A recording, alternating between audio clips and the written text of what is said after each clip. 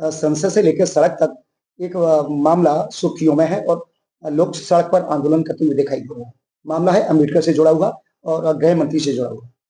तो इस तरीके से आज का कांग्रेस और समाजवादी पार्टी के साथ बहुजन समाज पार्टी भी अम्बेडकर को लेकर, अमित शाह को लेकर माफी मांगने पर तुली हुई है। क्या कहना है, किस तरीके का आप देखते हैं इस नजरिए से? देखिए, हमारे नेतृत्व मोदी जी से लेकर छोटे कार्यकर्ता तक, अंतिम छोर पर बैठा हुआ, सबसे निचली पायदान पर बैठा हुआ कार्यकर्ता भी बाबा साहब के प्रति कोई असम्मान नहीं रखता। बाबा साहब का जितना सम्मान अपने मनसा वाचा कर्मा भारतीय जनता पार्टी का कार्यकर्ता है और लोग दिखाते हैं, हम लोग करते हैं। माननीय मोदी जी जब से शासन में आए हैं तब से जितना उनके लिए, इनको जीवित रखने के लिए, उनके विचारों को जीवंत रखने के लिए भारतीय जनता पार्टी के नेतृत्व में किया है। जहां बाबा साहब ठहरे, जहां बाबा साहब पढ़े, इवन विदेशों तक में जाकर उनके स्मारक बनाए गए हैं, जिससे उनके विचार और उनकी स्मृतियां चिरजीवी और चिरंजीवी हो सके। तो वो हम ही लोगों ने किया है।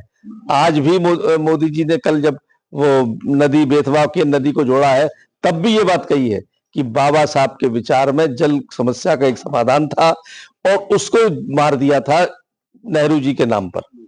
तो हम लोगों से वो तुलना नहीं कर सकते बाबा साहब के प्रति सम्मान की।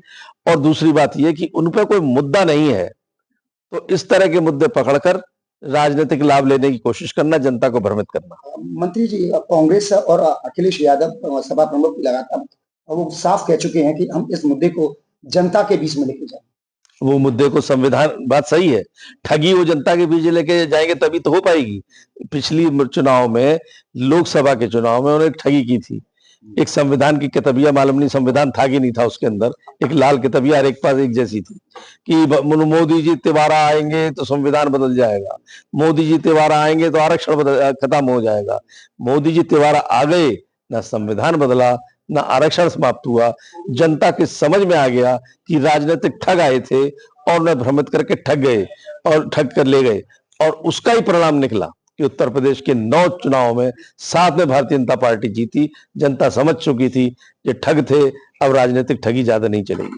तो बसपा भी इस मामले में कूद पड़ी है और अखिलेश यादव भी लगातार इसमें प्रतिक्रिया दे रहे हैं। नहीं, हर विपक्ष जो भाजपा को हटाना चाहता है वो ठगी करने पर तुला हुआ। कोई मुद्दा तो हो कि इस पे मुद्दे पर आ गए कि सब बाबा साहब का अपमान किया।